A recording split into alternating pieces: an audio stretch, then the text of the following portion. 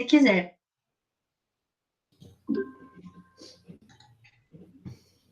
Obrigado, obrigado mais uma vez aí pela apresentação, Tayane. E vamos lá, né? Vamos começar de novo aqui, pessoal.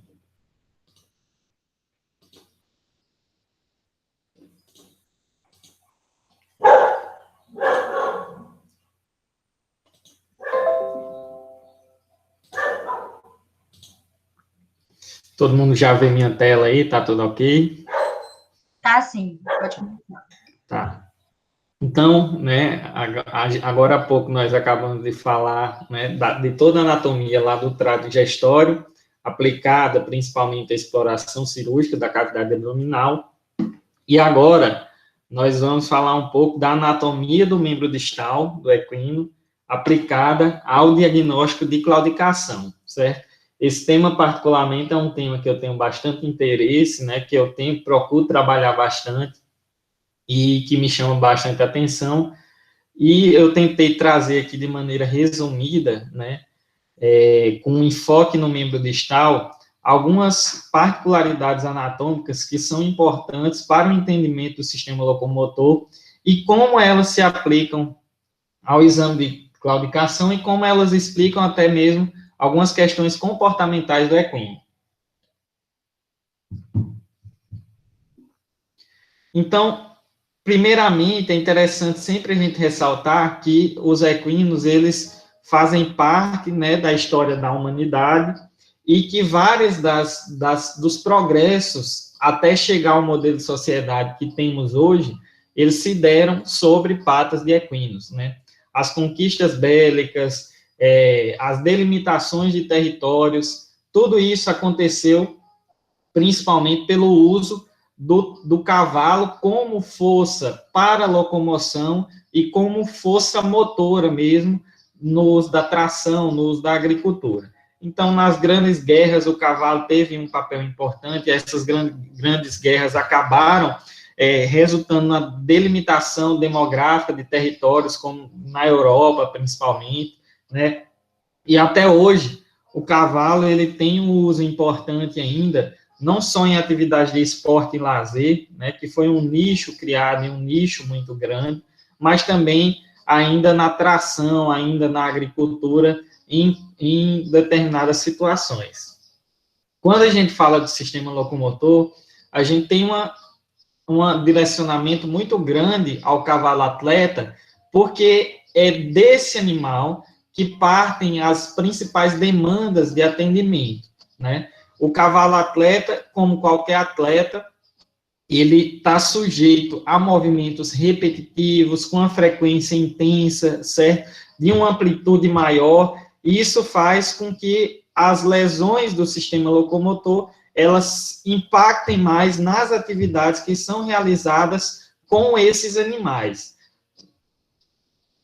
Então, muitas vezes, quando a gente fala de animal atleta, né, a gente tem situações em que o treino ou em que a atividade em si, pela maneira na qual ela é realizada, acaba fazendo com que o esporte, a atividade, ela supere o limite fisiológico do animal. E quando esse limite fisiológico ele é superado, certo? Isso resulta em uma lesão, que resulta em uma claudicação, que é o fato do animal mancar, e que resulta, consequentemente, na necessidade de uma intervenção, na necessidade de um atendimento. E muitas vezes, esse diagnóstico, né, da claudicação, ele é um tanto desafiador e um tanto frustrante, certo, para o médico veterinário, e exige um conhecimento de anatomia muito amplo, um conhecimento de biomecânica, um conhecimento de como a locomoção ocorre, de como as coisas interagem, né, e um conhecimento de diagnóstico por imagem também muito amplo. Então, quando uma pessoa, quando um atleta humano, ele tem um problema, né, a pessoa vai lá no médico, no ortopedista e diz, eu estou sentindo dor no braço direito, certo? Eu estou sentindo dor no pé direito, estou sentindo dor na mão direita, né? E o ortopedista vai fazer a manipulação, vai fazer o exame clínico, vai fazer os testes diagnósticos, e ali a pessoa vai dizer, ó, a dor aumenta quando você flexiona o meu membro, a dor diminui quando você flexiona o meu membro, né, e etc. Então, é muito mais fácil de se ter o diagnóstico pelo fato da comunicação, né? Como a comunicação verbal, com a comunicação verbal, a expressão da dor, ela se torna mais fatídica, né, no humano. Agora, no equino, né, ele não tem como expressar essa dor de maneira verbal. Então, a gente precisa conhecer quais são os padrões de movimento dos animais e quais são as estruturas anatômicas de cada uma das porções, como elas interferem naquele movimento, para a gente poder fazer um bom exame clínico, no caso, um exame de claudicação, para poder identificar a região que é foco da dor.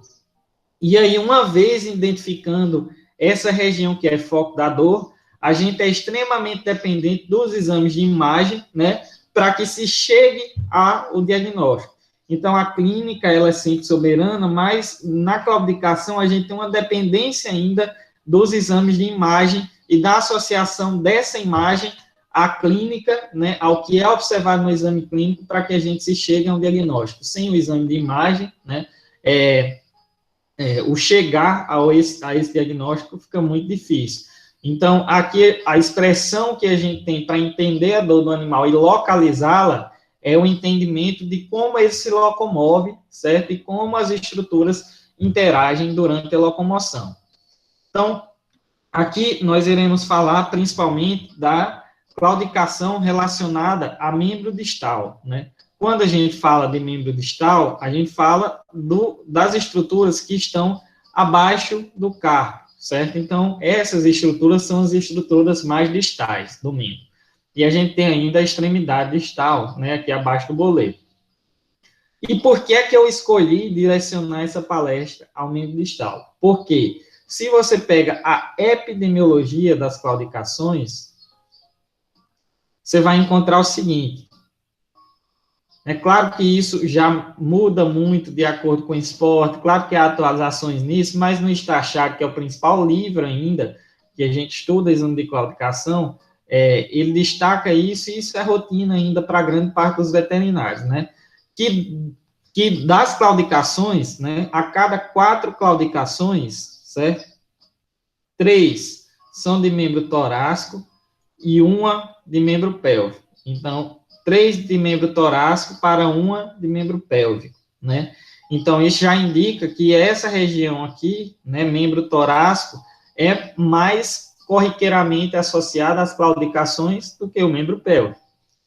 E que dessas 3 claudicações de membro torácico, em 90% dos casos, né, 90 a 95% dos casos, ela está relacionada a estruturas que se encontram abaixo do carpo.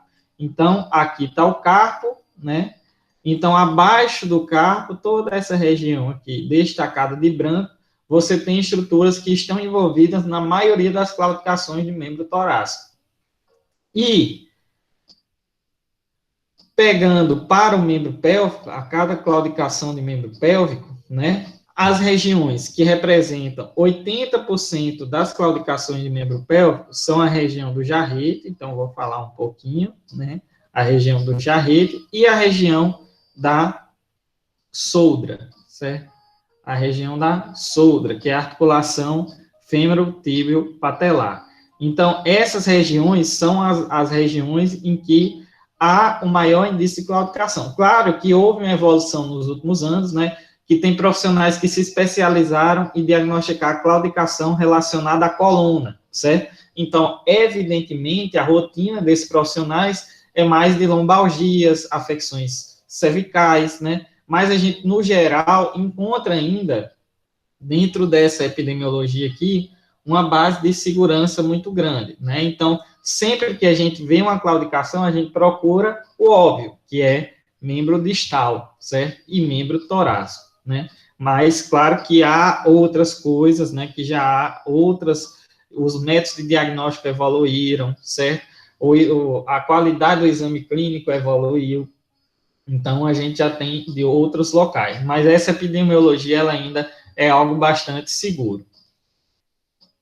E aí, quando a gente fala de sistema locomotor, a gente tem que considerar que o sistema locomotor, ele é composto de ossos, composto de articulações, né? Diferentes tipos de articulações, e aqui a gente vai dar um enfoque na articulação sinovial, que já a gente vai mostrar, porque é ela que tem que nos trazer as principais preocupações, né? Tendões. Então, os tendões, lembrem-se que aquela máxima, o tendão, ele tem uma estrutura muscular, ele liga o músculo ao osso, certo? Só que há alguns tendões, né, que tem uma estrutura biomecânica também importante, né? Todos os tendões têm uma estrutura biomecânica importante. E a gente tem ainda os ligamentos, né? Então, os ligamentos, a gente tem aquela máxima de que o ligamento liga um osso a outro osso. Em alguns casos, há exceções, né? Aqui a gente tem, por exemplo, eu vou mostrar a vocês o ligamento tcheco inferior, que ele se insere, ele sai da extremidade óssea do metacarpo e se insere no tendão flexor digital profundo. Então, existem os ligamentos acessórios aí também. Mas toda essa composição do sistema locomotor, né, ela existe para permitir que o animal pratique o movimento, seja móvel, seja rápido. O equino, ele evoluiu ao longo de milhares de anos até ter essa estrutura para permitir principalmente a fuga, uma vez que é um animal tido como presa, certo? Então, o fato de andar de ponta de casco foi para permitir a fuga, né? Antes da gente começar a nossa abordagem, só lembrando algumas terminologias anatômicas, né? Sempre que a gente falar em dorsal, a gente está tratando uma estrutura que está à frente do membro. Sempre que a gente falar em palmar, no caso de membro torácico, né, é uma estrutura que está atrás do membro. No membro pélvico, o dorsal à frente do membro e o plantar atrás do membro, certo? Sempre que a gente falar que uma estrutura é mais proximal, significa que ela está mais em cima. Sempre que a gente falar que uma estrutura é mais distal, significa que ela está mais embaixo, certo? Então, no membro distal, é essa nomínea que a gente utiliza. Passou do membro distal, né, passou do jarrete, passou do carpo, aí a gente volta com aquela nomenclatura de cranial e caudal, certo? Então, passou do membro distal, volta a ser cranial e caudal, né? Mas no membro distal, dorsal e palmar, ou dorsal e plantar. Então, com relação às articulações, certo? Existem diferentes articulações no equino, né? No equino, em nós, em todos os animais. Existem sínfises, existem articulações que não funcionam tanto para o movimento, né? Existem as suturas do crânio, existem a sínfise pública, que não são articulações tão móveis, certo? E existem aquelas articulações do tipo diartrodiais, que são as articulações mais móveis, e que geralmente são de natureza sinovial, que é o nosso grande foco, certo? A articulação sinovial são as principais articulações do equino, são articulações do tipo sinovial, né? Inclusive essas que estão presentes em regiões bem envolvidas na claudicação, e essas articulações sinoviais são as que dão a amplitude de movimento e são as que normalmente a gente vai interferir clinicamente, terapeuticamente, certo? Então, a articulação sinovial, ela tem uma série de características que daqui a pouquinho eu vou falar de cada uma delas, né? Mas, antes de tudo, a gente tem que... eu vou abordar uma curiosidade aqui, né? Vocês já se pararam para pensar por que é que os equinos conseguem ficar em estação por tanto tempo, até mesmo ter etapas do sono, né, em estação? Alguém pode abrir o microfone aí, se souber, e falar, certo? Ou vocês sabem por que o cavalo consegue ficar em estação por tanto tempo? Vamos interagir, pessoal. Se ninguém souber, não tem problema, mas se quiser chutar aí... Pois bem, ninguém quis falar, né? O equino, ele consegue ficar em pé devido a uma configuração anatômica que ele tem, certo? Devido à inter-relação entre ossos, músculos, tendões, ligamentos, que faz com que ele consiga ficar em pé praticamente sem gastar energia, com um gasto de energia muito baixo. E isso tem um nome, chama-se aparato estático passivo, certo? Isso existe tanto no membro pélvico quanto no membro torácico. No membro torácico, né, vou mudar aqui para pegar um aplicativo melhor para desenhar. Passar nesse OneNote aqui. No membro torácico, certo? Esse aparato estático passivo, ele é responsável por manter o alinhamento dos ossos que compõem a extremidade, dos ossos do dígito, das falanges, evitar o colapso do carpo, certo? Manter o boleto suspenso, né? Então, ele vai manter o boleto suspenso, evitar o colapso do carpo, manter o alinhamento dos dígitos e evitar o colapso da articulação do ombro, evitar a queda da articulação do ombro.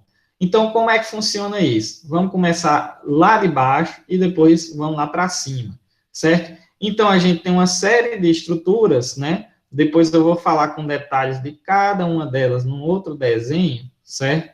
E agora eu vou só citar aqui as de baixo e depois abordar lá de cima.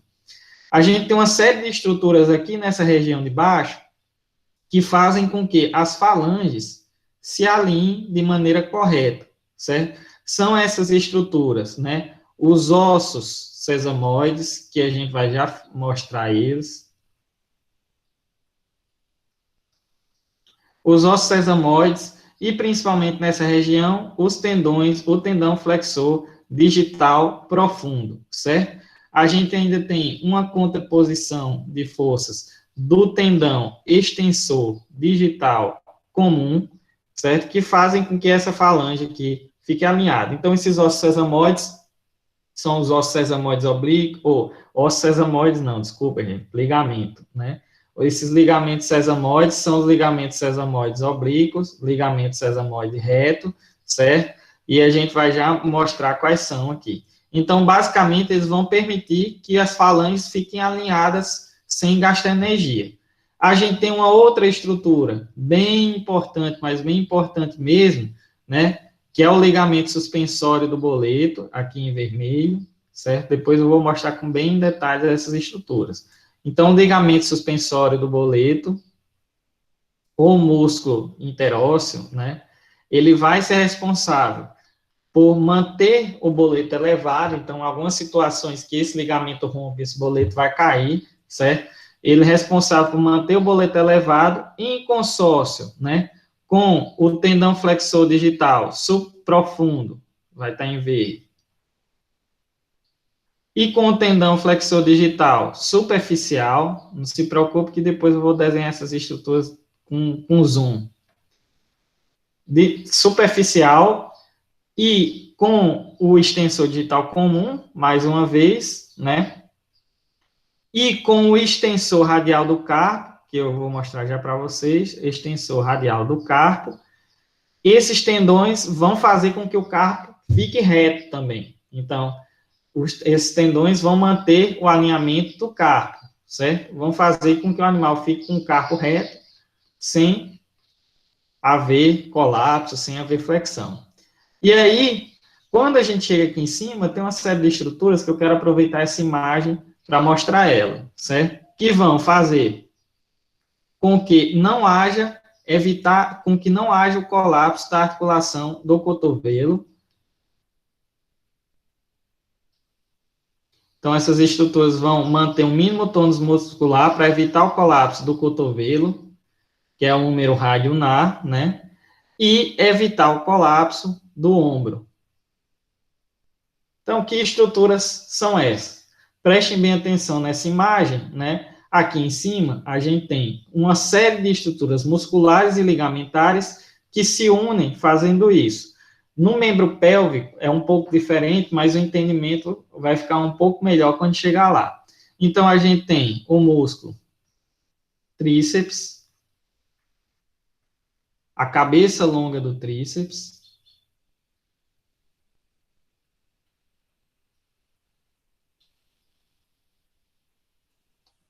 vejam bem onde essa cabeça longa do tríceps se insere.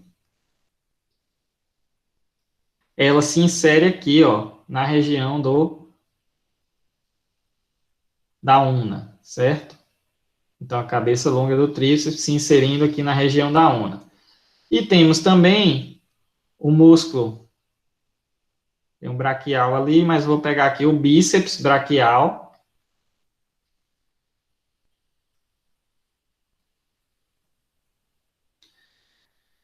E nesse bíceps braquial, a gente tem um tendão proximal do bíceps braquial, que se insere no gubernáculo aqui da escápula, certo? Ele vai seguir por dentro do bíceps braquial, tem uma outra imagem separada, né? Como tendão intramuscular, porque ele passa dentro das duas cabeças do bíceps, ou que é conhecido como lacerto fibroso. E ele vai se unir aqui, vai se unir ao tendão do músculo extensor carpo radial, que vai descer até aqui e estabilizar o carpo. Então, aqui a gente vai ter o tendão extensor carpo radial, certo? Então, essas estruturas em consórcio aqui, elas vão funcionar da seguinte maneira, gerando forças antagônicas, ou seja, aqui gera uma força para um lado e aqui gera uma força para outro lado, que são iguais e mantêm as estruturas em equilíbrio. O tríceps, quando ele sobrepõe a sua força, ele flexiona a articulação aqui, ó, do ombro. O bíceps, quando ele sobrepõe a sua força, ele flexiona essa articulação do cotovelo, certo? Então, mas com o animal parado, essas forças vão ser, né? É como se uma força fosse X e a outra fosse X também. Então, tudo se mantém em equilíbrio para o animal manter a postura do membro reto, certo? Mas isso vai ter uma influência lá no nosso exame clínico. Vou pegar outra imagem aqui,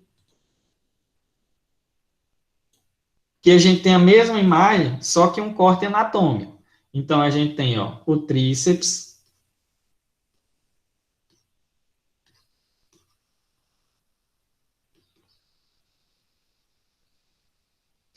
A gente tem o bíceps,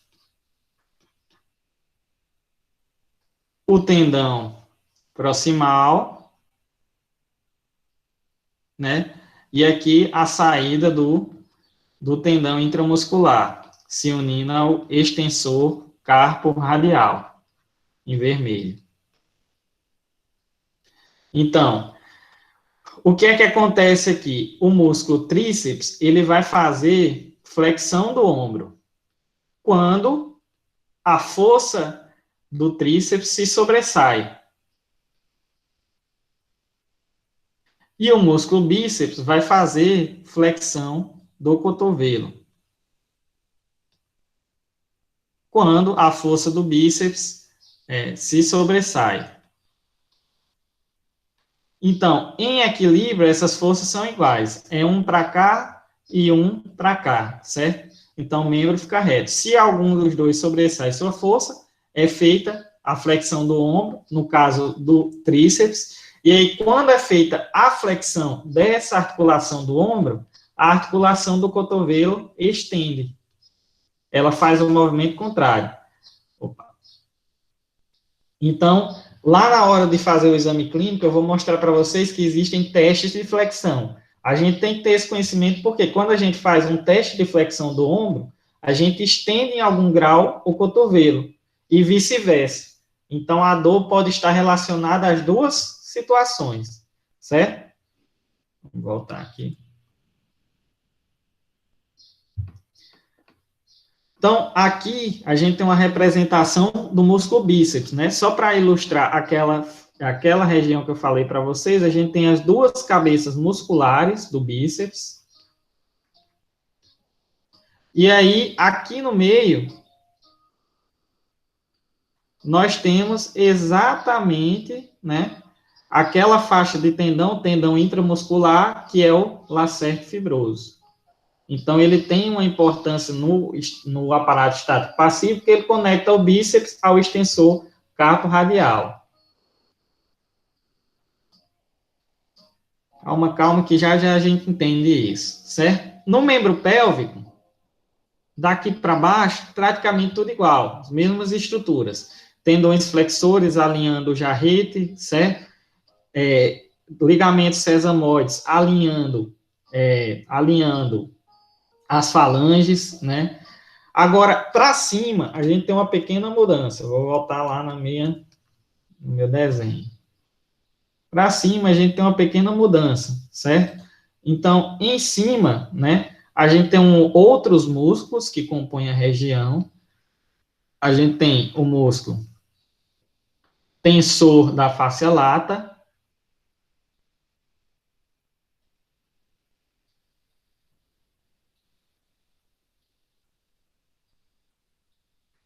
e embaixo dele aqui, né, sendo coberto pelo tensor da face lata,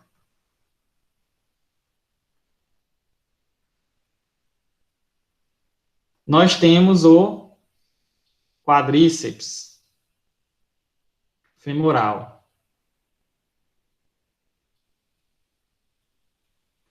Então, esses músculos são importantes na biomecânica da patela, né? Aqui a gente tem a articulação femorotibial patelar, a patela, e esse destaquezinho aqui que foi dado agora é o ligamento medial. Esse ligamento medial da patela,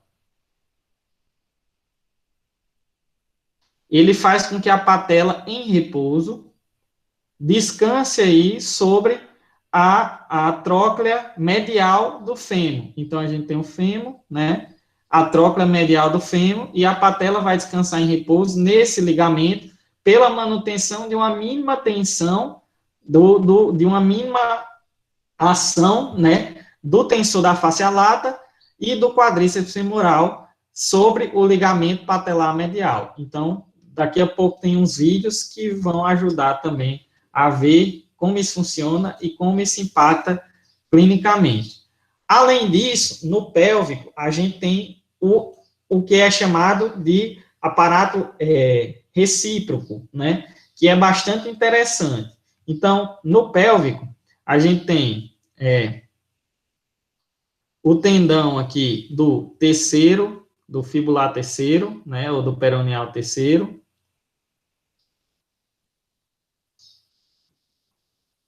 Fibular peroneal terceiro, certo? E o tendão flexor digital superficial, eles fazem um movimento muito importante.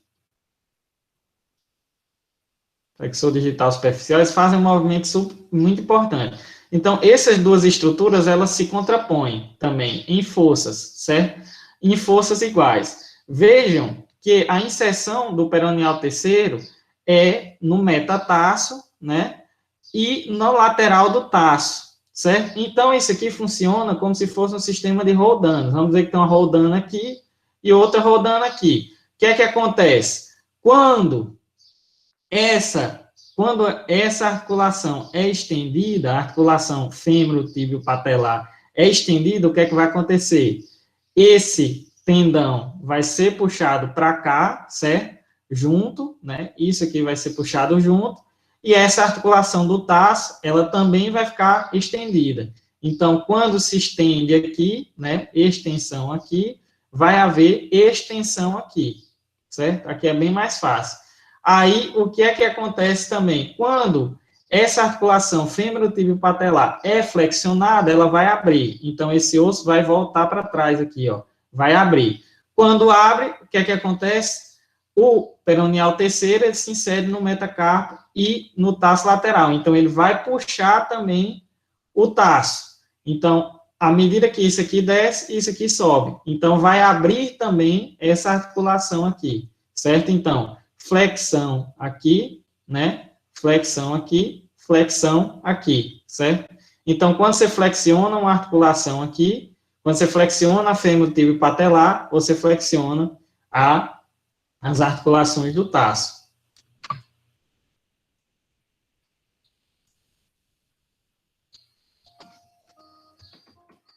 Então, ó, quando há uma tração passiva aqui no flexor digital superficial, certo? vai haver também uma tração passiva, né? Quando há uma flexão, certo? Quando há uma flexão da articulação, quando há uma flexão da articulação fêmur-tíbio patelar, esse osso do fêmur vem para trás, certo? E aí a inserção do peroneal terceiro lá no metatarso e no tarso lateral vai fazer com que haja tração passiva do metatarso, né? Então, vai haver flexão também das articulações do tarso, certo? Vamos exemplificar isso por meio de um vídeo, né? Para ficar mais fácil. Então, tem um vídeo aí que eu peguei na internet, né? Onde a gente vê o tendão flexor digital superficial, certo? O peroneal terceiro, o que é que vai acontecer? Quando é feita uma flexão, ou seja, quando essa articulação aqui abre, né? Na fêmur-tíbio patelar, certo? Vai fazer um movimento de flexão já já. Quando é feita uma flexão na fêmur-tíbio patelar, o peroneal terceiro que se insere aqui no tarso vai fazer com que essa articulação também abra, certo? Então, a flexão de uma leva a flexão de outra. E é assim que o cavalo se mantém em pé, certo? Porque ele sem gastar energia, ele mantém todas essas forças em equilíbrio, né? Então, todas essas forças são mantidas em equilíbrio. Em alguns casos, acontece do animal perder tônus muscular, por exemplo. E o que é que acontece? Esse animal tem uma fixação dorsal de patela. A gente vê muito aquele animal travado, que arrasta o membro, né? Então, a patela dele, pelo fato do ligamento ser muito curto, do ligamento medial, ou do ligamento medial ser muito longo, desculpe, alcançar o músculo, né? Ou pelo fato de ter uma atrofia muscular e esse ligamento ser puxado para cima, a patela vai ficar posicionada sobre a trócula medial do fêmur. E essa patela sobre a trócula medial do fêmur é a posição que deveria estar quando o membro está parado. Então, o animal não faz a flexão da maneira adequada, né? Então, as articulações sinoviais, que é as que a gente se preocupa e as que são mais envolvidas na claudicação, elas têm umas características específicas, certo? Todas as articulações sinoviais, elas são compostas de uma região que é a região mais distal dos ossos que se articulam, né? A região final dos ossos que se articulam, que é chamada de osso subcondral, certo? Subcondral porque ele está imediatamente adjacente à cartilagem articular. Desculpa. Imediatamente adjacente à cartilagem articular. Então, essa estrutura que vem aqui a seguir é a cartilagem articular, né? Uma estrutura bastante importante. Cartilagem articular. Toda essa estrutura articular, ela é envolvida por uma cápsula, certo? É envolvida por uma cápsula articular, né? E dentro da articulação, a gente tem ainda uma membrana que envolve ela, certo? Marcada aqui em verde, né? Essa membrana é a membrana sinovial. Então, dentro dessa articulação, a gente tem uma cavidade sinovial. Então, dentro dessa cavidade sinovial, o que é que existe? Líquido sinovial, certo? Então, existe uma série de células aqui que são sinoviócitos, né, dessa membrana, que produzem um líquido que é rico em substâncias que vai ajudar essas articulações a terem um movimento. A cartilagem articular, por sua vez, ela ajuda na redução do impacto. Se não tivesse cartilagem articular, o que é que iria acontecer? O periósteo de um osso iria bater no periósteo de outro osso. E aí, periósteo com periósteo, né, isso iria causar muita dor, o animal não se movimenta. Tanto que em condições de degeneração da cartilagem, como ocorre na osteoartrite em animais mais velhos, né, pode haver dor a ponto do animal relutar o movimento, porque há choque de periósteo com periósteo, certo? Então, além disso, as articulações sinoviais, elas têm umas características, mais uma característica importante, né? Vou limpar aqui o desenho, que é a presença de recessos. Então, aqui, pegar uma tinta aqui. Aqui a gente tem um espaço intra-articular, né? Que é o espaço em que duas estruturas se articulam, certo? Então, a gente tem um espaço intra-articular da articulação do boleto, metacarpo, falangiana. Só que vocês vejam só que aqui no desenho é como se a membrana sinovial ela ficasse só nesse localzinho aí, né? Só que ela, na verdade, essa membrana sinovial, ela se estende, certo? Então, a membrana sinovial, ela se estende passando do espaço intraarticular. Essa região, esse prolongamento de membrana sinovial, a gente chama de recessos, certo? Então, são os recessos sinoviais. Geralmente, aquela infiltração articular, ela é feita em um recesso, certo? Não precisa-se, geralmente, colocar a agulha lá naquele espaço certinho que os ossos se articulam. Ela é colocada em um recesso articular.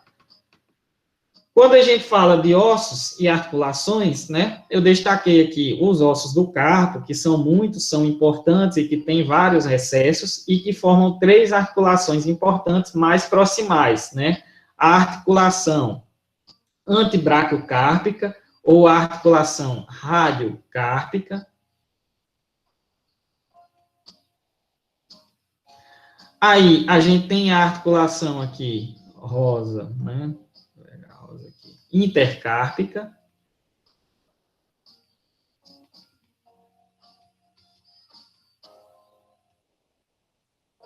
E a gente tem a articulação carpo-metacárpica. E aqui, esses ossos do carpo, a gente às vezes faz uma confusão lá na anatomia no começo, mas é falta de correlação, certo? A anatomia tem que ser aplicada, principalmente o sistema locomotor, não adianta decorar todas as depressões dos ossos se a gente não consegue aplicar isso. Então, a gente tem que ver isso de maneira aplicada. Como é que o cavalo fica em pé? Por causa dessas estruturas, certo? Como é que eu faço a infiltração? Por causa dessas estruturas. Então, esses ossinhos do carpo, né? A gente tem um carpo unar, intermédio e radial, nessa primeira coluna, unar, intermédio e radial, quarto, terceiro e segundo. Como é que eu vou lembrar disso? Lembre-se o seguinte, sempre o carpo acessório, que é o outro que fica aqui atrás, ele é lateral, certo? Isso é importante na visualização de radiografias e etc. Carpo acessório é lateral. Aí você imagina o seguinte, quem seria mais importante, senso comum, né? Rádio, um osso grande ou a una, um ossinho pequeno. Então, vamos para o grande, rádio. Então, o mais importante é medial, certo? Então, o carpo radial fica medial, depois vem o intermédio, que é no meio dos dois, e o unar é lateral, certo? E também, do medial para o lateral, sempre o menor é medial. Então, C2, C3 e C4. Carpo, segundo, o terceiro osso do carpo e o quarto osso do carpo. Aqui a gente tem o segundo do metacarpo, o quarto do metacarpo e o terceiro do metacarpo, seguindo a mesma lógica, certo? Então, são os ossos do carpo, né? Aqui a gente tem uma representação da extremidade distal, onde nós temos a falange proximal, P1, né? A falange média, P2, e a falange distal, P3, certo? Também usada essa nominha aí, né? Então, a gente tem essas falanges. Aqui uma representação de recessos sinoviais, certo? Então, aqui seria a articulação metacarpo-falangiana, né? Nós temos metacarpo, falange P1, certo? E aqui, recesso sinovial da articulação metacarpo-falangiana. Então, vejam bem que ela tem um recesso dorsal, proximal, né? Dorso proximal. Ela tem um recesso pálmaro proximal, ela tem um recesso pálmaro distal, certo? Então, são vários recessos, vários pontos de acesso intraarticular que nós temos. Lá na extremidade do membro, né, eu estou correndo um pouco mais aqui para a gente chegar e começar a falar da aplicação, certo? Lá na extremidade do membro, nós temos novamente a falange distal, a falange média, a falange proximal. Aqui temos uma outra estrutura importante que é envolvida em diversas afecções, né, que é o osso sesamoide distal. Então, o osso sesamoide distal é o famoso osso navicular, certo? ON aí de osso navicular, né? Esse osso navicular, todas as articulações, elas têm ligamentos colaterais importantes que ajudam na fixação. Esse osso navicular, ele tem uma função importante, né, de funcionar, dando uma estrutura de sustentação ao tendão flexor digital profundo. Então, esse branquinho que passa aqui atrás, ó, é o tendão flexor digital profundo, né? Tendão flexor digital profundo, certo?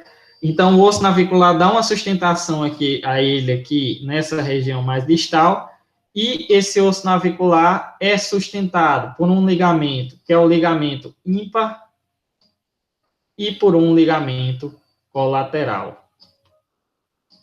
E a gente ainda tem outros aí importantes, como o suspensor navicular, que eu separei umas imagens mais 3D, né? Então, nessa região, a gente ainda tem uma outra coisa muito importante, que é a bursa do navicular. Então, esses espacinhos aqui são a bursa do navicular. O que é isso? Uma bursa é um espaço preenchido também com líquido sinovial, certo? Que vai ajudar em amortecimento.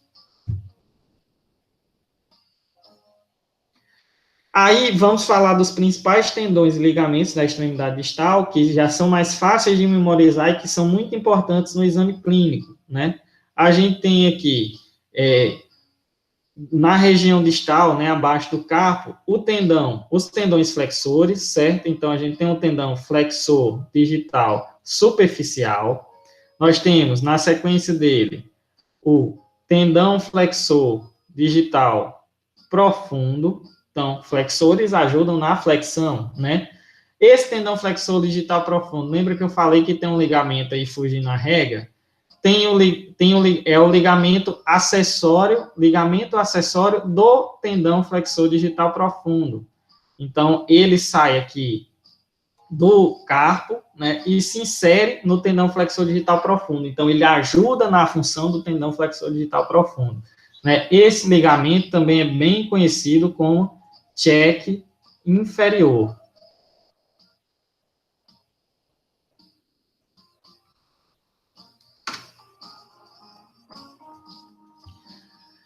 Na sequência, lembra que eu falei que o boleto ele é suspenso por um ligamento ou músculo interósseo, né? E esse ligamento que suspende o boleto é o ligamento suspensor do boleto, certo? Então, ligamento suspensor do boleto.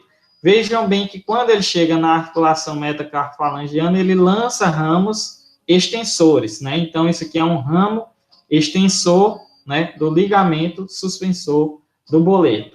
Então, isso vai ajudar na suspensão do boleto. Aqui embaixo, nós temos aqueles ligamentos sesamoides, que eu vou mostrar mais à frente. Aí, o flexor digital superficial, vejam bem, que ele se insere, ele se ramifica, né, depois do metacarpo, se insere na falange média, e o flexor digital profundo, ele vai até lá embaixo e se insere na falange distal. A gente tem algumas imagens agora que irão auxiliar a melhor compreensão. Vou mudar aqui de bloco.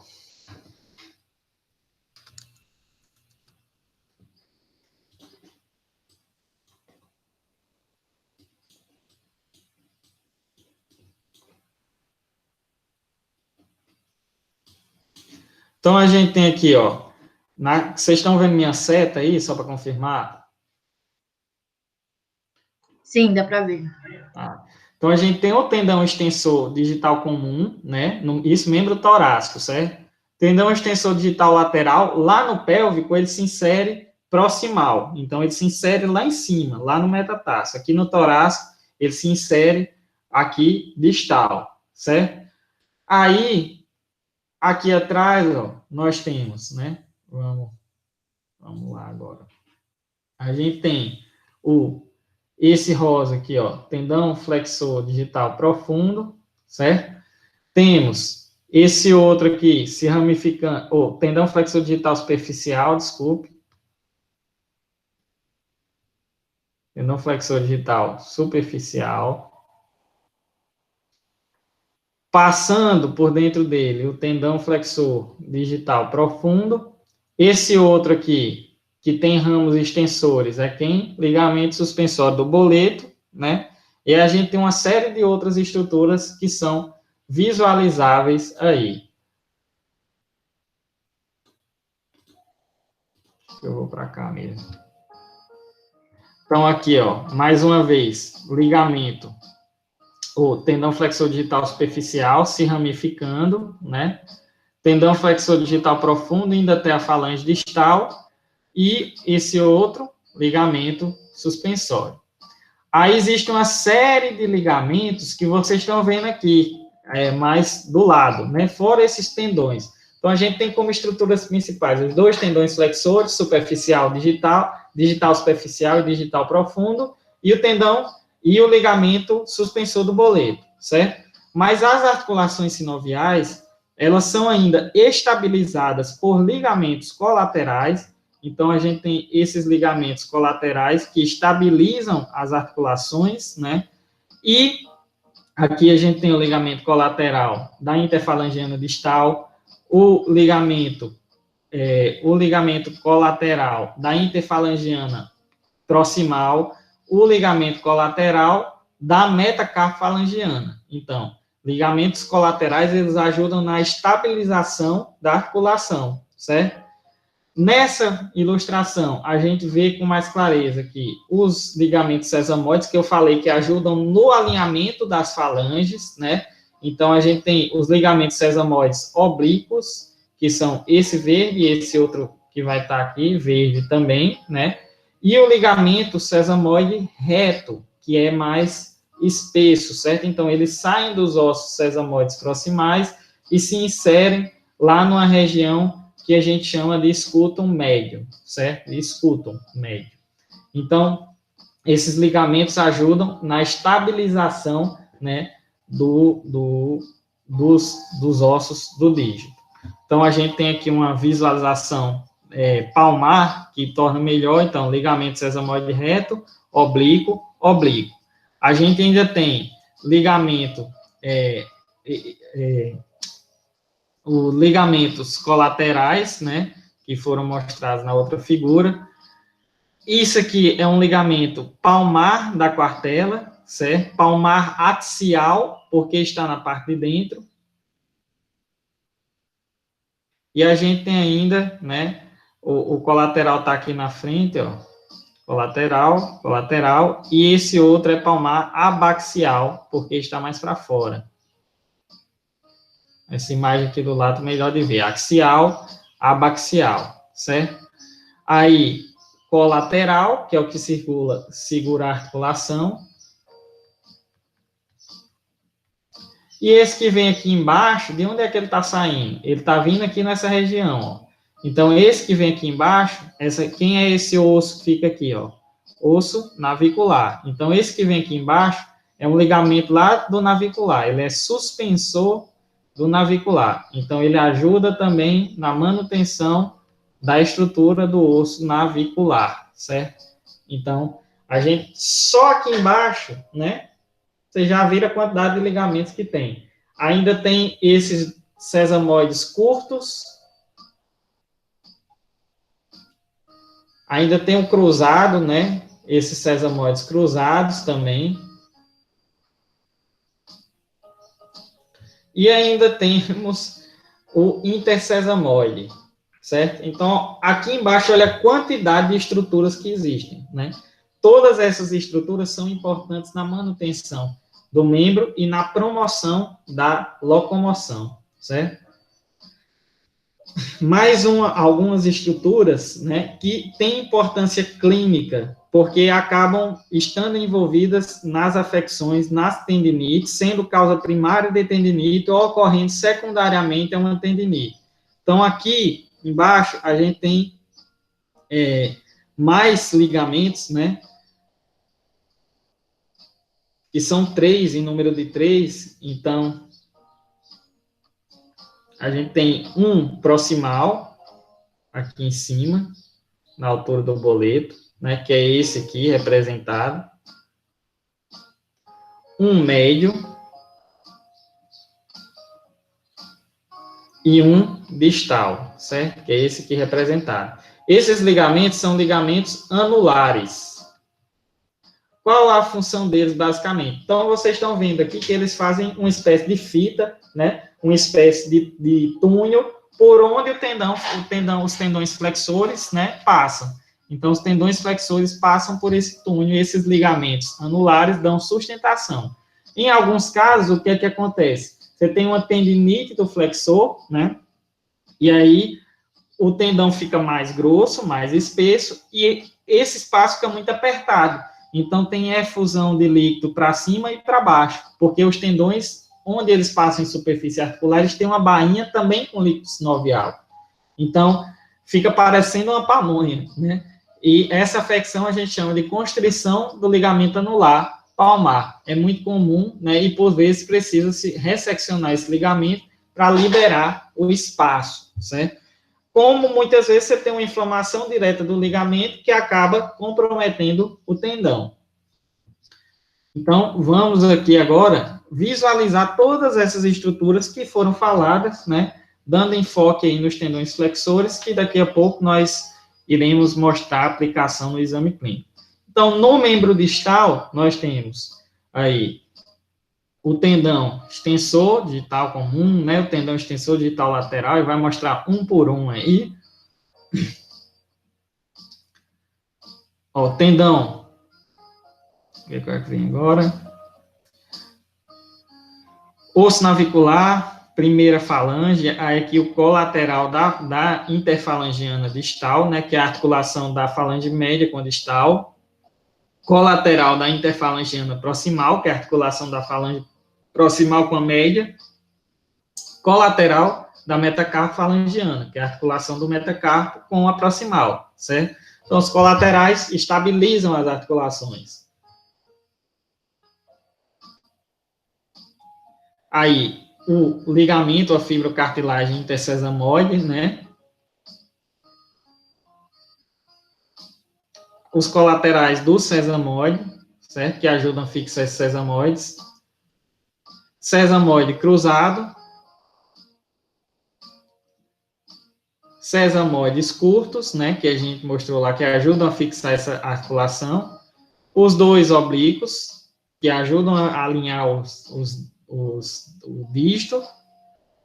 O reto, né? Sesamoide reto.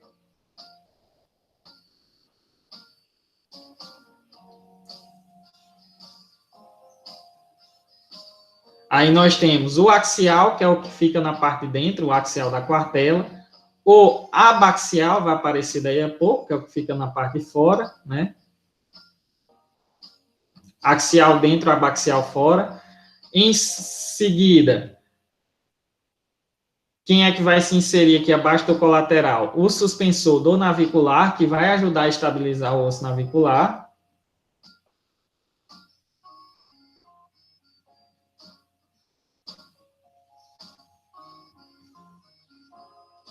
E aí a gente tem o ligamento suspensório, que é muito importante na suspensão do boleto, certo?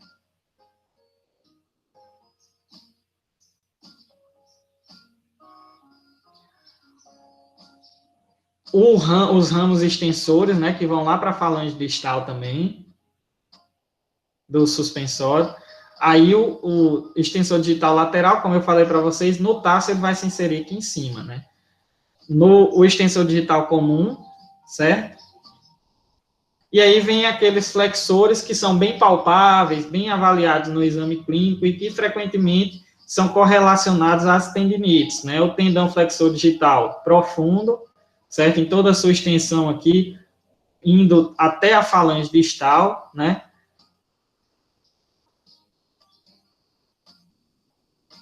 E por cima dele, aí, compartilhando uma bainha em determinados locais, a gente tem um tendão extensor digital superficial, que na falange proximal se ramifica, certo? E se insere aí na sua extremidade com a falange média, né? Então, olha a infinidade de estruturas que a gente tem no membro distal do equino. Além disso, a gente tem alguns vasos e nervos importantes, que são importantes durante as manobras clínicas, né? Eu fiquei até com uma certa dificuldade de como fazer essa abordagem, se era melhor falar primeiro da anatomia, depois do exame clínico, ou primeiro do exame clínico e depois da anatomia, porque por se tratar de um exame clínico que é muito específico, né? Às vezes, você tendo o conhecimento já do exame clínico, fica mais fácil de entender quando se fala de algumas coisas na anatomia. mas eu preferi falar primeiro na anatomia, e lá no exame clínico a gente correlaciona tudo novamente, certo? Então, os nervos do membro torácico, né, que são responsáveis pela inervação da parte distal do membro, são principalmente o nervo mediano, certo? Que é esse aqui, deixa eu pegar uma outra cor aqui que destaque. O nervo mediano, né? Que é esse pintado aqui, que eu pintei em vermelho. O nervo ulnar, certo? Que é esse aqui, que passa na una, né? E o nervo músculo cutâneo do antebraço. Todos esses nervos advêm de uma mesma região, que é a região que a gente chama de plexo braquial. Esse plexo braquial fica lá no antebraço, certo? Aqui em cima, né? Então, desse plexo braquial surgem as ramificações que vão dar origem a todos os nervos do membro torácico, né? Da corda medial do plexo braquial parte o nervo ulnar, o nervo mediano, o nervo ulnar, certo? E o nervo músculo-cutâneo do antebraço. Chegando, né, no rádio, agora passando no carpo, a gente tem aqui o nervo mediano, o nervo ulnar, certo? Esse ulnar, ele tem uma comunicação com o mediano aqui, né? E aí, do ulnar, surgirá, a partir do momento que ele passa do carpo, ele passa a ser denominado palmar lateral, né?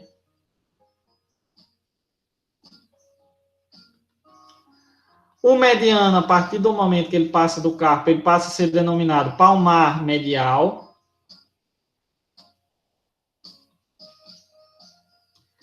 E esse palmar lateral, vejam bem quem está aqui do lado. Opa! Vejam bem quem está aqui do lado lateral, carpo acessório, né? Então, isso me indica que é lateral. Esse palmar lateral, ele vai lançar um ramo aqui, certo? Que é ramo profundo. E desse ramo profundo, surgirão mais dois nervos, que são os metacarpianos. Tanto um lateral quanto um medial. Então, vejam bem, uma etapa importante que a gente vai ver no exame clínico é o bloqueio perineural, que é você dessensibilizar os nervos que inervam aquela região, e se o animal para de mancar, significa que a dor é naquela região, certo? Pode ser naquela região. Então, daqui para baixo, que é os bloqueios que eu vou mostrar, a gente tem 4 nervos importantes, né? Que têm de ser bloqueados. Aqui a gente tem, mais uma vez, essa ramificação. Vejo que tem mais um ramo comunicante aqui, entre os palmares, né? E quando chega lá embaixo, esse palmar passa a ser chamado de digital. Então, a gente tem os nervos digitais lateral e medial, né? Lateral e medial, certo? E passou do metacarpo, passou do boleto, né? Esse medial, ele ainda joga um ramo dorsal. Então, esse digital, ele joga um ramo dorsal. Então, a gente tem o ramo dorsal do digital e o ramo palmar. Já a gente vai ver como é que se aplica e para que eu tenho que saber disso. Aqui é do membro pélvico, né? É uma ramificação um pouco mais complexa. Esse desenho aqui é meu mesmo, certo? Então, dá para entender basicamente como é. Do tarso para baixo, a gente também tem 4 nervos importantes. 2 plantares e 2 metatarsianos. Só que aqui tem um ramo do nervo peroneal que origina, certo? 2 ramos dorsais. Então, além dos 4 aqui atrás, 2 de cada lado, daqui para baixo a gente tem nervos dorsais importantes. Isso interfere na hora dos bloqueios perineurais. Já vocês vão captar, certo? Então, aqui, mais uma vez, a representação, né? Membro torácico, lateral, certo? Aí, palmar lateral, palmar medial, metacarpiano lateral, medial e metacarpiano lateral. Importante, certo? Quando a gente fala de vasos, né, a gente tem uma veia e artéria mediana, certo? Veia e artéria mediana, que é comum até chegar no boleto. Então, essa veia vem aqui comum, e aqui é que ela vai se ramificar, certo? Então, ela vem comum, né? E aqui é que ela vai se ramificar. Então, só do lado medial, a gente vai ter a artéria no primeiro momento. Então, isso faz com que o nervo do lado medial, mais para cima, mais proximal, ele seja mais palmar, mais para trás, porque ele é empurrado pela artéria, certo? Então, aqui, ó, vocês vejam que tem medial, né, comum aqui, e aqui ela se bifurca. Então, aqui mais para cima, esse nervo é mais palmar. Chegou aqui embaixo, a configuração é a mesma, certo? Chegou aqui embaixo, a mesma coisa, né? A gente vai ter a veia, a artéria, certo? A veia, a artéria, a veia. Então, aqui embaixo nós vamos ter, ó, a veia, né, digital, a artéria digital e o nervo digital. Então, nós vamos aqui ter o plexo para memorizar VAN, né? No sentido dorsal para palmar, nós vamos ter o plexo VAN, certo? Que é veia, artéria e nervo. Isso é importante durante a cirurgia. Tem uma cirurgia de neurectomia, que você faz a ressecção desse nervo. Então, tem gente que até confunde a veia com a artéria, certo? Ou a artéria com o nervo, né? Acontece. Então, o nervo sempre é a estrutura mais palmar. A gente tem esse outro aqui, que na cirurgia, se a incisão é feita muito embaixo, ele serve só para enganar, certo? Que é o ligamento do ergo, né? O ligamento do esporão. Então, aqui a gente tem veia, artéria e nervo. Lembrem disso, nunca mais esqueçam, né? Lá no casco, anatomicamente, a gente tem 3 camadas, histologicamente, né? Um estrato perióprico, o estrato coronário, certo? E o estrato laminar, onde tem essas lâminas dentro do casco, que são algumas dérmicas, né? E outras são essas roxinhas epidérmicas que se interdigitam. No casco, macroscopicamente, nós temos a ranilha, né? A região da sola, ranilha, os 2 sulcos da ranilha, região da muralha e região de linha branca, que é aquela transição da lâmina dérmica para a lâmina epidérmica.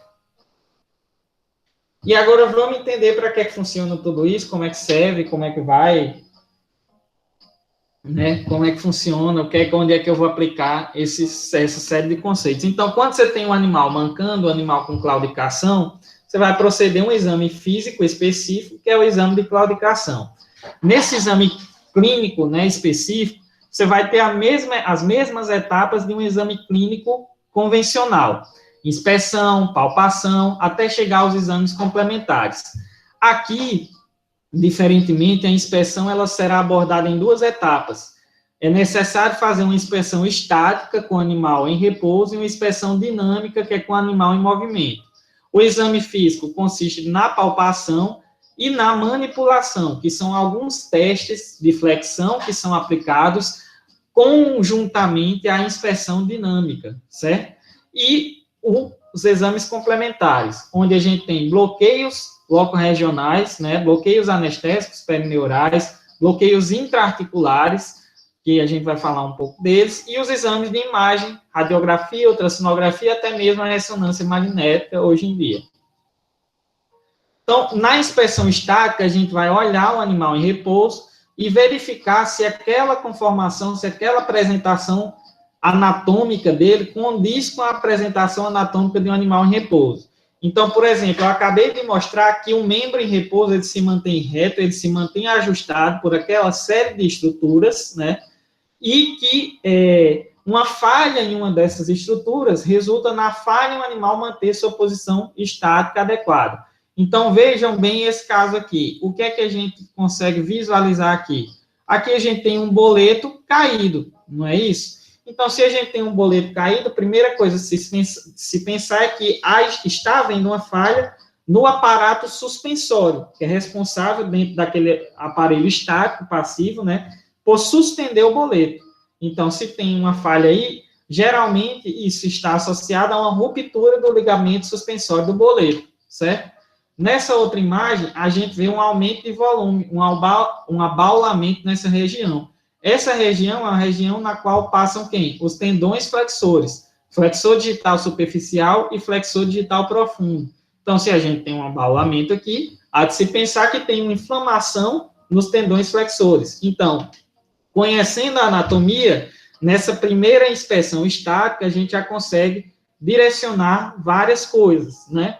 Com relação aos lados do animal, esses lados têm que ser simétricos.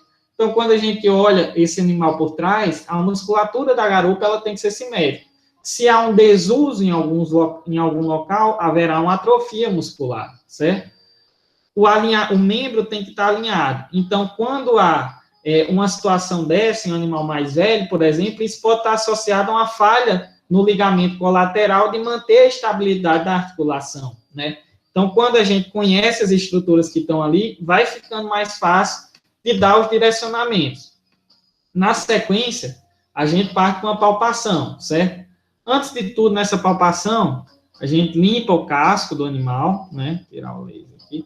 A gente limpa o casco do animal, primeira etapa, então, levanta o casco, limpa, tira toda a sujidade dos sulcos da ranilha, porque por muitas vezes, só nessa limpeza a gente já é capaz de identificar, por exemplo, um corpo penetrante, um corpo estranho penetrante, que é a causa da claudicação, certo? Então, limpou aí, você vai conseguir visualizar adequadamente os sulcos da ranilha, né? A toda a região da sola, toda a região da linha branca. Em seguida, a gente procede uma palpação, só que o casco é uma estrutura córnea.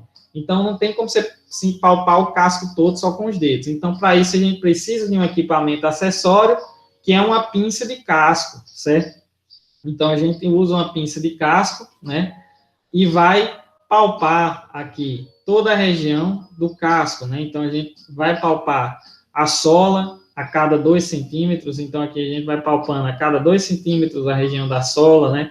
Vindo lá na extremidade, que é onde fica a extremidade da falange distal, certo? Continua palpando essa sola, posiciona a pinça no sulco da ranilha e na extremidade da muralha. O que é que vai estar aqui embaixo? O osso navicular, certo? Então, a gente, com esse posicionamento e colocando a pinça nas duas extremidades dos bulbos, dos talões, a gente faz uma pressão sobre o osso navicular. Então, toda a palpação, né, ela tem que ser acompanhada do conhecimento anatômico. Então, aí, ó, palpando a região da ranilha, né, onde se faz já uma pressão sobre o navicular, ver se o animal tem dor.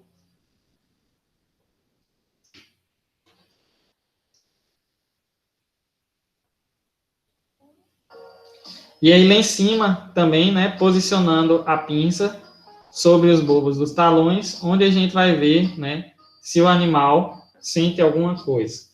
Então, para palpar bem, precisamos também conhecer as estruturas, né? Essa palpação inicial, ela deve ser feita ao longo de toda a banda coronária.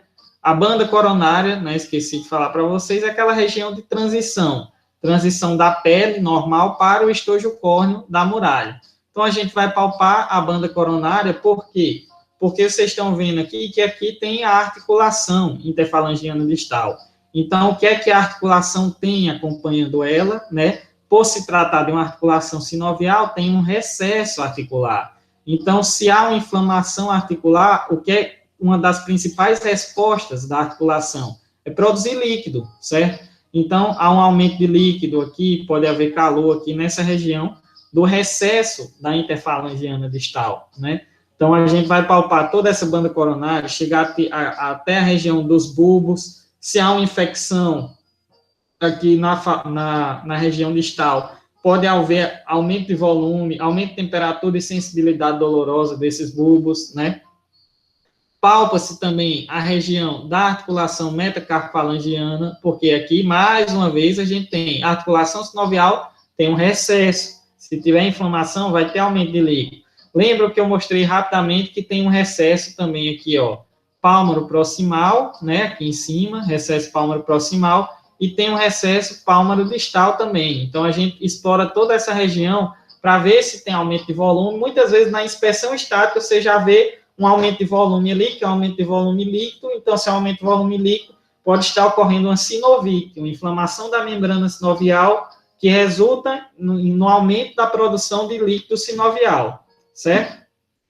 Então, a gente palpa toda a região da quartela, né? Verificando também se há aumento de volume ósseos. Então, na quartela, que é muito comum, às vezes, a formação de uma exostose, que é uma protuberância óssea, o animal leva uma pancada, inflama o periósteo, certo? A reação inflamatória desse periósteo forma uma exostose, que é um novo osso, um fragmento de osso. Então, a gente tem aumentos de volume rígidos, né?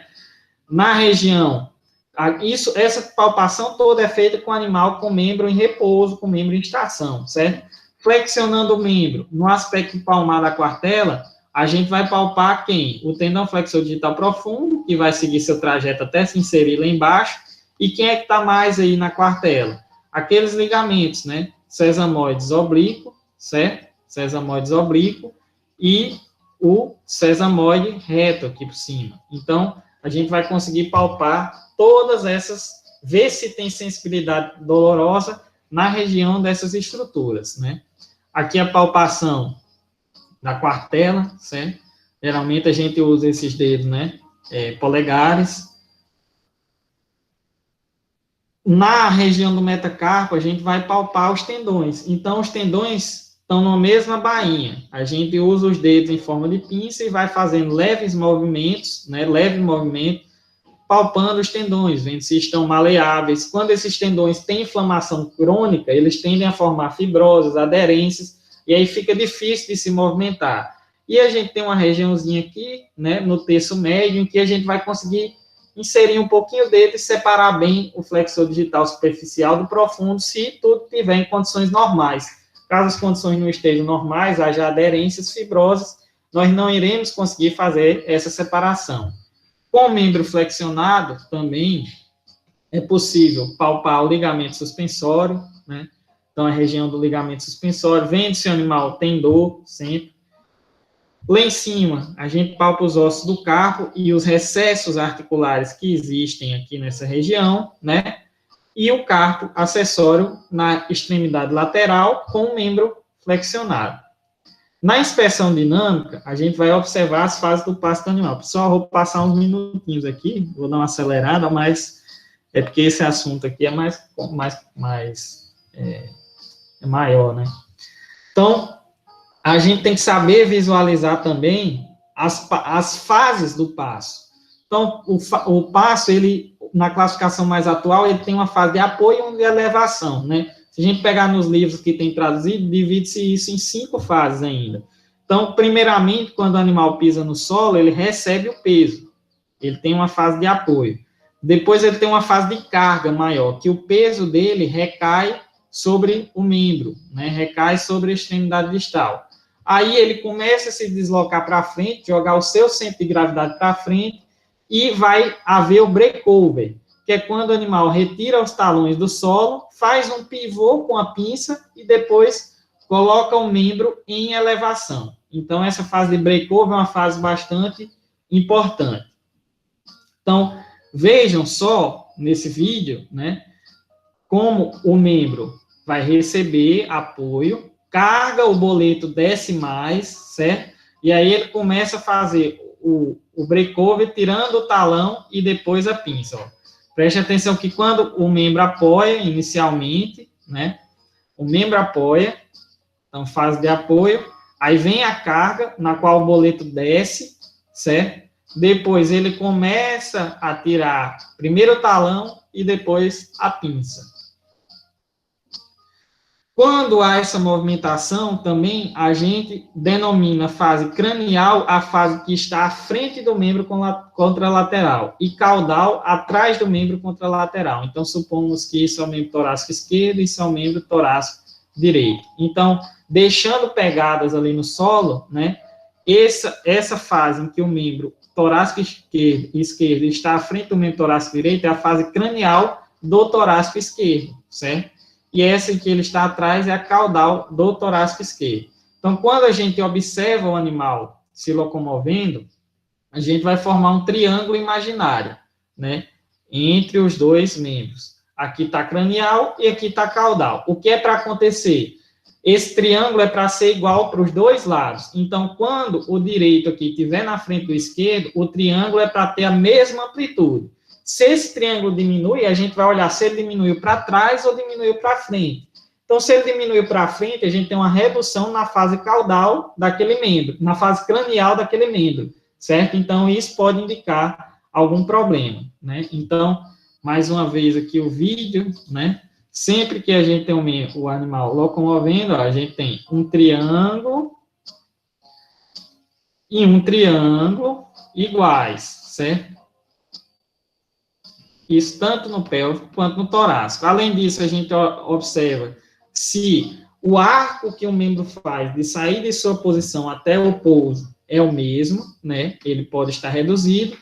E, principalmente, nós observamos a relação disso com a movimentação da cabeça, isso no membro torácico. Então, quando o animal pisa com o membro torácico que dói no solo, ele levanta a cabeça, certo? Acima da altura da sua linha. Prestem atenção nesse vídeo aqui, ó. Ele vai ter uma câmera lenta aí na frente, ó. Tentem traçar o triângulo, né? Entre os dois membros, vendo as duas fases, certo? Vocês veem nitidamente que tem um membro aí que a fase é menor, certo? Que ele faz uma menor fase. E quando ele pisa, ó, no solo o direito, preste atenção, ele pisa o direito no solo, pisou, levantou a cabeça. Pisou, levantou a cabeça, certo? Então, pisou, elevou, pisou, elevou. Vamos ver na câmera lenta aí de lado, ó. Faça um triângulo, olha o triângulo formado para o lado direito, olha o triângulo formado para o lado esquerdo. Qual é maior, qual é menor? Olha o tamanho do triângulo do lado esquerdo, olha o tamanho do triângulo do lado direito. Pisou direito, levantou mais a cabeça, tá? Então, aqui uma redução da fase cranial do membro direito, né? Olha o tamanho do triângulo no torácico esquerdo, olha o tamanho do triângulo no torácico direito.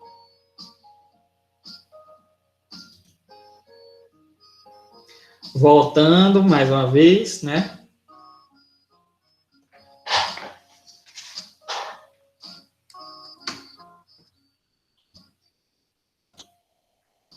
Ó, o triângulo do direito muito menor do que o triângulo do esquerdo, certo? Então, pisou direito, também dá uma levantadinha na cabeça, uma movimentadinha na orelha, né?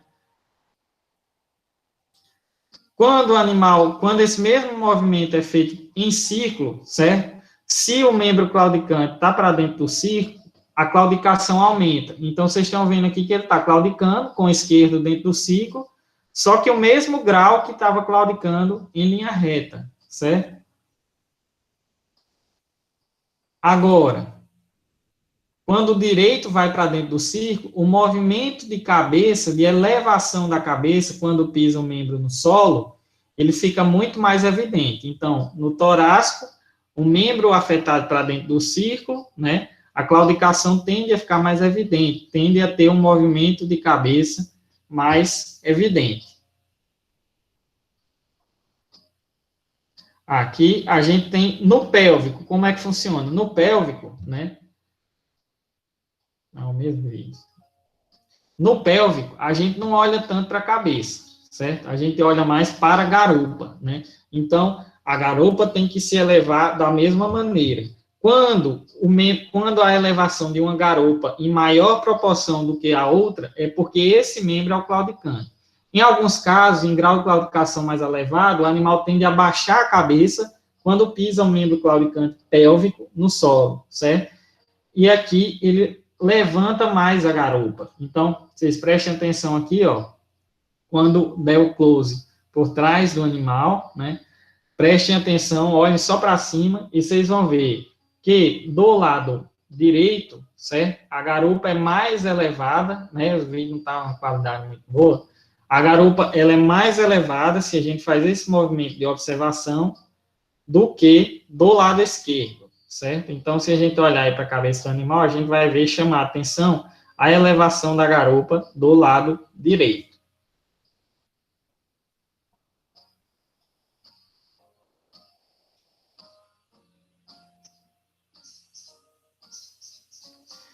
No caso do pélvico, né, para dentro do ciclo, se o membro afetado para dentro do ciclo não acontece muita coisa. Agora, quando ele está fora, o boleto desce mais, né? Eu não tinha nenhum vídeo aqui de ciclo de pélvico. Então, no ciclo, o boleto para fora, né? Quando o membro claudicante está para fora, ele desce mais, certo? Que seria só para fazer um resuminho, anotar, não vou anotar, né? Com relação a essa visualização que a gente tem no exame de claudicação, como é que a gente vai classificar os resultados, certo? Eu posso ir até que horas, pessoal? Só me dá um...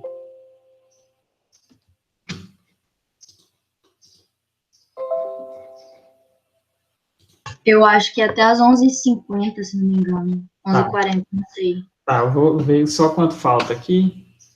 Tranquilo. Então, pode ficar à vontade, porque não teve pergunta até então.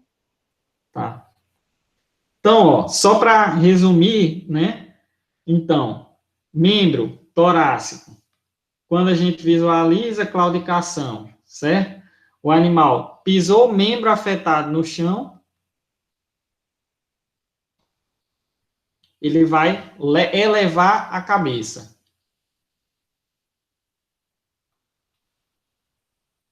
Tá? Membro pélvico. Pisou o membro afetado no chão, ele vai elevar a garupa.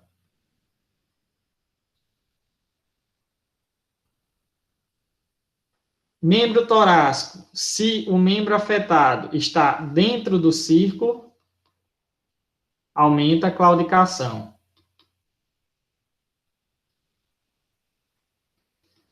Membro pélvico. Se o membro afetado está para fora do ciclo, a gente vai ver o boleto descendo um pouco mais. Então, o boleto vai até uma altura mais baixa, tá? E no caso do membro pélvico, em uma claudicação mais elevada, o animal tende a baixar um pouco, esticar um pouco a cabeça também, quando eleva a garupa. Então, visualizando essa claudicação, a gente vai classificá-la. Existe uma graduação segundo a AAP, que é a Associação Americana de Veterinários de Equinos, e existem outras classificações por aí, né? A da AAP é bem simples. A claudicação de grau 1, eu não uso muito a da AAP porque a gente costuma especificar mais a claudicação. Então, a claudicação, o animal claudica ao trote no círculo. Né? A classificação da IAP, ela consorcia tudo nesses 5 graus. A claudicação grau 1 é aquela que é inconstante, certo? Ao trote, né? Inconstante, ao trote em linha reta. Então, o animal só manca no trote em linha reta, mas não é toda vez que você coloca ele para trotar em linha reta que ele manca. A claudicação de grau 2 da AAP é quando a gente tem uma claudicação que se repete em uma situação específica. Então, quando você coloca ele para trotar em linha reta ou para trotar em círculo, né, essa claudicação se repete. A claudicação grau 3 é aquela que é visível ao trote e constante em todas as circunstâncias. Então, se trotou em linha reta, ele claudica. Se trotou em círculo, ele claudica. Se fez movimento de zigue-zague, ele claudica. Claudicação grau 4 é aquela que é perceptível ao passo, né? E no grau 5 a gente tem perda da função. Então, o animal aqui já tem dificuldade de locomoção de fato. Então, uma das formas de manipulação, né, são os testes de flexão, que são testes que a gente força as estruturas articulares, certo? E ao forçar essas estruturas articulares, o animal, se tem dor naquela região, ele tende a aumentar o grau de claudicação. Então, aí é sendo feito um teste de flexão do boleto, né? E o animal começa a levantar a cabeça mais incisivamente do que anteriormente. Então, aqui são forçados todos os ligamentos, estrutura articular da região, né? E isso pode indicar que a dor é naquele local, o teste foi positivo. Então, aqui, sendo demonstrado na figura, o teste de flexão do boleto, né?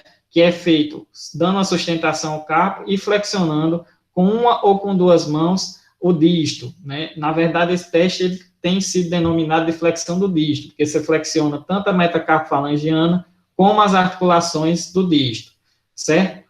Teste de flexão do carpo, onde é forçado as estruturas articulares, ósseas, ligamentares do carpo, né? Que é feito flexionando o membro até que o casco encoste aqui o bulbo do talão no cotovelo, certo? Aí aqui a gente tem a flexão do cotovelo e flexão do ombro. Lembrem-se do aparato passivo, em que o tríceps e o bíceps fazem forças antagônicas. Quando o bíceps estende o cotovelo, estende o ombro, flexiona o cotovelo, certo? Então, quando o bíceps age flexionando o cotovelo, o ombro estende em algum grau. Então, quando você faz esse teste de flexão do cotovelo, você estende em algum grau o ombro, certo? Então, a dor pode estar associada ou a estruturas relacionadas à extensão do ombro ou a estruturas relacionadas à flexão do cotovelo. Quando você faz algum grau de flexão do cotovelo, do ombro, certo? Você age sobre o tríceps e isso estende em algum grau o cotovelo. Então, quando você flexiona o ombro, pode haver dor relacionada à flexão do ombro, propriamente dita, ou algum grau de extensão do cotovelo, certo? No membro pélvico, por sua vez, né, a gente tem aquele teste de flexão do dígito igual. Aí aqui a gente tem a flexão do jarrete, o teste do esparavão, né, que é utilizado para diagnosticar osteoartrite. Pode ser feito com as duas mãos no casco ou com as mãos acima do sesamoide, sem pressioná-los, né? E aí, lembrem-se bem que aqui, flexionando o jarrete, o que é que vai acontecer com o aparato recíproco? Vai fazer a patela flexionar também, certo? Então, aqui a gente tem que levantar a suspeita clínica no exame, na inspeção, antes de fazer flexão. Se você tem suspeita de patela, por exemplo, você começa com um teste de extensão da patela, certo? E aí, quando o animal tem dor associada a esse teste, né, geralmente ele vai aumentar também a elevação do glúteo. Então, preste atenção aí, ó, que ele vai elevar muito mais o glúteo desse lado, certo?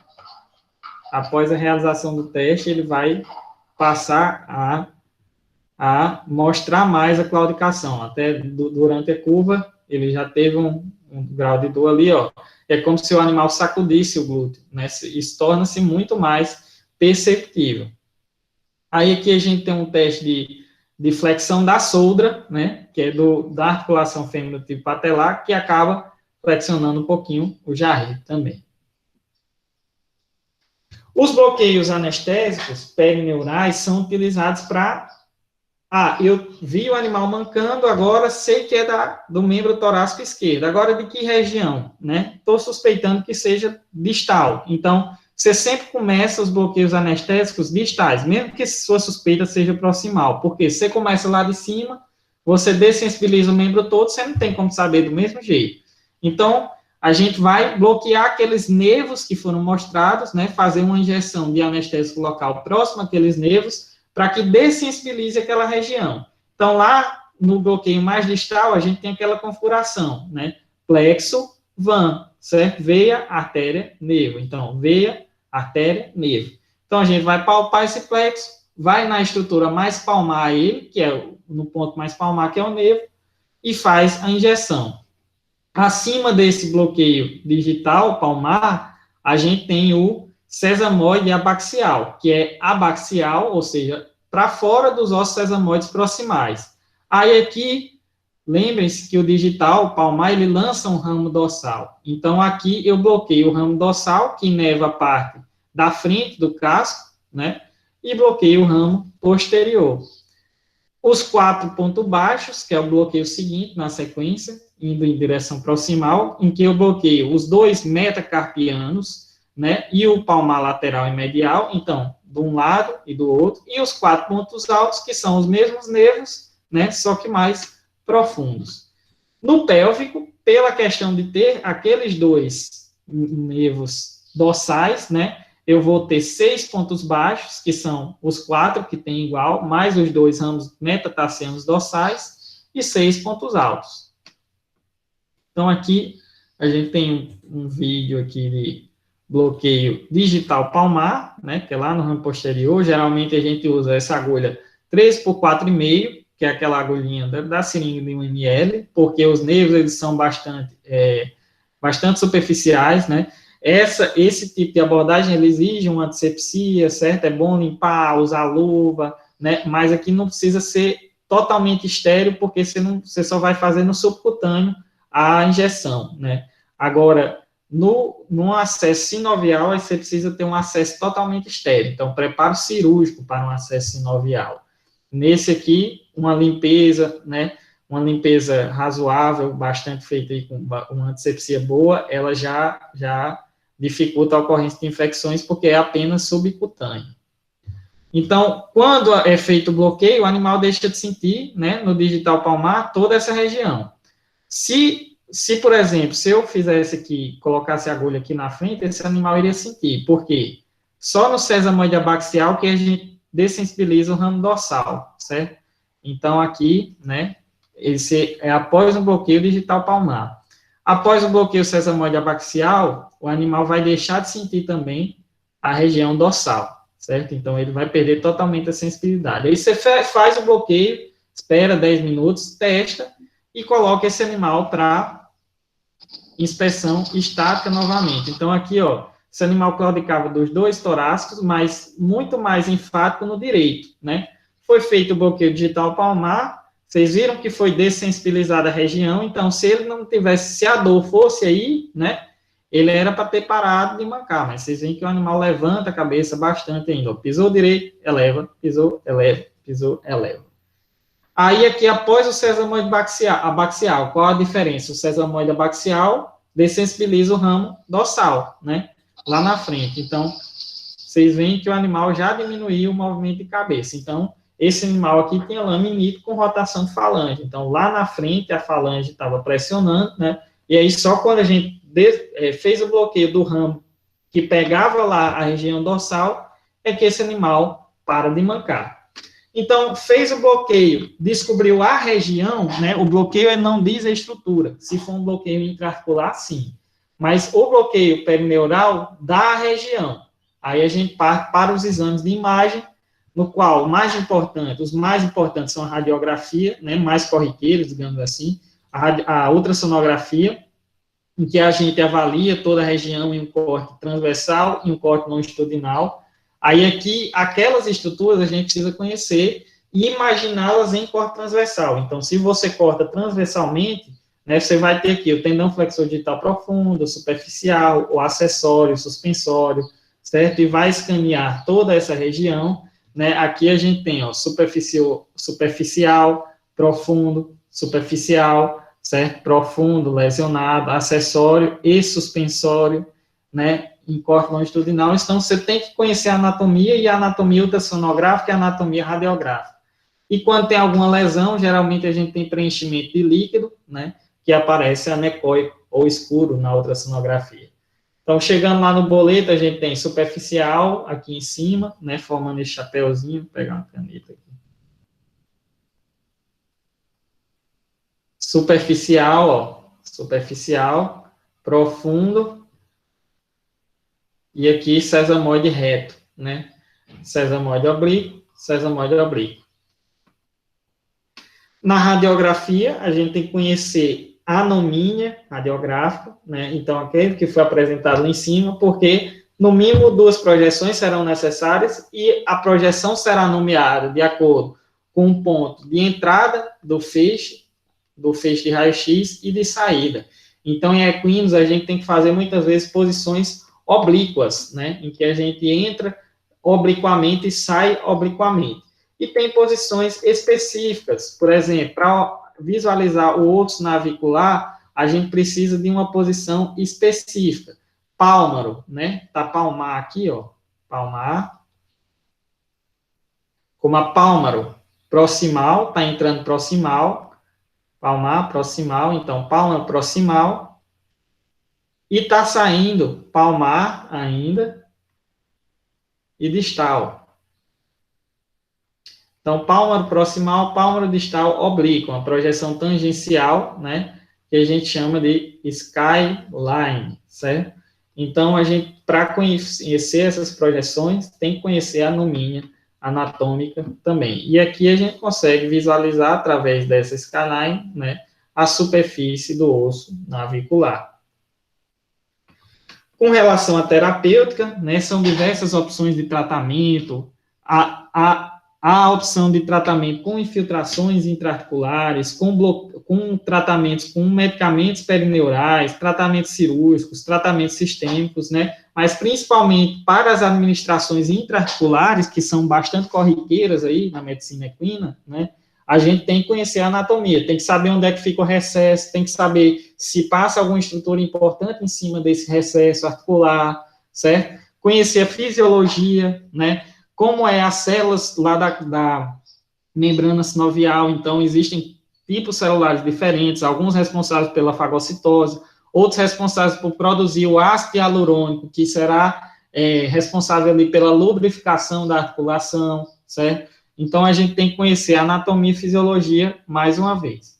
Por fim, né, é um assunto que parece complexo, mas, assim, com a medida do tempo, você vai trabalhando, vai lendo, você vai começando a memorizar as estruturas, né, e a gente tem, assim, tem materiais muito bons, vocês viram que tem muitas imagens tridimensionais que dá para a gente estudar, né, e quanto mais a gente conhece esses detalhes anatômicos e sabe aplicá-los, porque se você estuda essa anatomia isoladamente, você tem dificuldade de entender. Então, a gente tem que entender, já procurar entender com aplicabilidade. Menor a probabilidade de erro, maior a probabilidade de sucesso.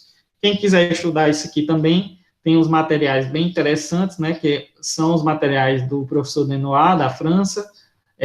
Infelizmente, também, em português, a gente tem uma única versão do livro Stachak, eu tenho ele aqui, que é traduzida, né, está na 5ª edição, mas já tem a 7ª edição desse livro, certo? Mas é o livro, a Bíblia, né, que a gente vai usar, que é Lâminas em Ross, que aqui em português é Claudicação em Equinos, segundo Adams e Stachak, é um verdinho, né, capa verde, dura, grosso, então ele tem tudo, desde a anatomia até as afecções de cada articulação, até o tratamento para cada articulação, certo? Para cada tipo de tratamento.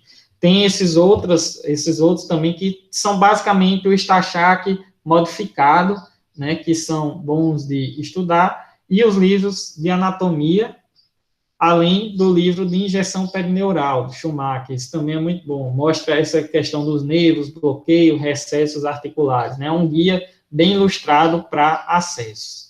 Certo, agradeço mais uma vez pelo convite, né, a gente já se estendeu um pouco, sabia que esse assunto aqui ia dar mais um pouco de extensão, um assunto talvez mais complexo, né, porque a gente não se familiariza tanto na graduação, estuda muito essa anatomia de osso, de saber o nome da fossa, do não sei o que, mas a gente tem que entender o conjunto e entender a aplicabilidade, né. Espero que vocês tenham gostado, certo? Disponibilizei o material aí, podem usar sem medo, né? Só referenciem as fontes que estão lá referenciadas também, né? Quando forem usar para alguma coisa, certo? Então, disponibilizei o material, acredito que tenha dado para ficar claro pelo menos alguma coisa. Eu queria saber se vocês têm alguma pergunta, né? Se não, a gente pode fazer os encerramentos aí, né? Então... Pois é, gente. Quem tiver alguma pergunta pode ligar o microfone aí. Pode ficar à vontade.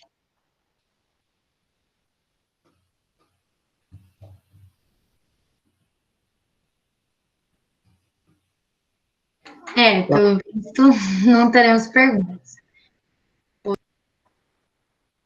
Pode perguntar, pessoal, não se acanhe não. Qualquer pergunta está valendo.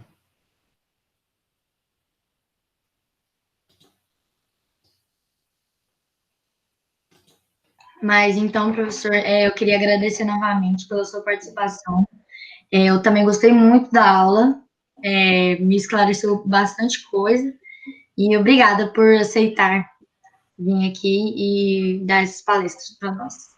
Eu agradeço mais uma vez vocês pelo convite, né, parabenizo todos e estarem no domingo, 11h40 ainda, né, acompanhando aqui, desejo sucesso, né, eu assim, Espero que vocês se empolguem bem com medicina equina, entendam que é uma área que exige, né, como as outras da veterinária, muita dedicação, muito estudo. Às vezes a gente tem uma série de dificuldades maiores, né, mas, assim, é algo palpável, é algo possível, desde que você tente, se dedique, estude, né. Então, como qualquer outra, a medicina